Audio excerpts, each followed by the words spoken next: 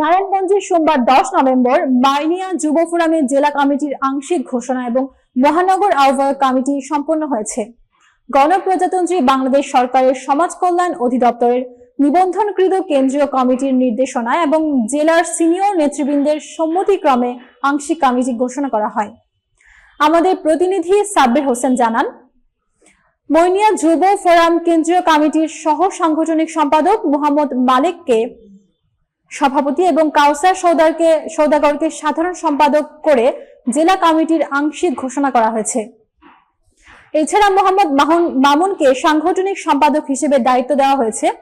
December মাসে অনুষ্ঠিত সম্মেলনের মাধ্যমে পূর্ণাঙ্গ জেলা কমিটি ঘোষণা করা হবে। মহানগর আহ্বায়ক কমিটিতে মোহাম্মদ নাজমুলকে আহ্বায়ক এবং পিয়ার আলীকে সদস্য সচিব করা হয়েছে। আংশিক কমিটি ঘোষণা অনুষ্ঠানে সভাপতিত্ব করেন খলিফা শাহ মাসুম গাজী মাইজ ভান্ডারী। প্রধান অতিথি হিসেবে বক্তব্য রাখেন মইনিয়া যুব ফোরামের কেন্দ্রীয় কমিটির সাবেক সাধারণ সম্পাদক খলিফা শাহ মোহাম্মদ আসলাম হোসাইন। বিশেষ অতিথি ছিলেন মুন্সিগঞ্জ জেলার প্রধান উপদেষ্টা খলিফা আবুল কাসেম মাইজ ভান্ডারী। অনলাইনে যুক্ত ছিলেন মোহাম্মদ সোহেল মিয়া। এছাড়া উপস্থিত ছিলেন মুন্সিগঞ্জ জেলা ও নারায়ণগঞ্জ মহানগর শাখার সিনিয়র নেতৃবৃন্দ।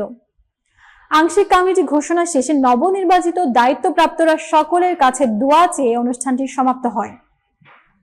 প্রিয় নবী সাল্লাল্লাহু আলাইহি সাল্লামের প্রতি দরুদ সালাতুস সালাম ও মুনাজাত শেষে তাবারক বিতরণের মাধ্যমে অনুষ্ঠান শেষ হয়।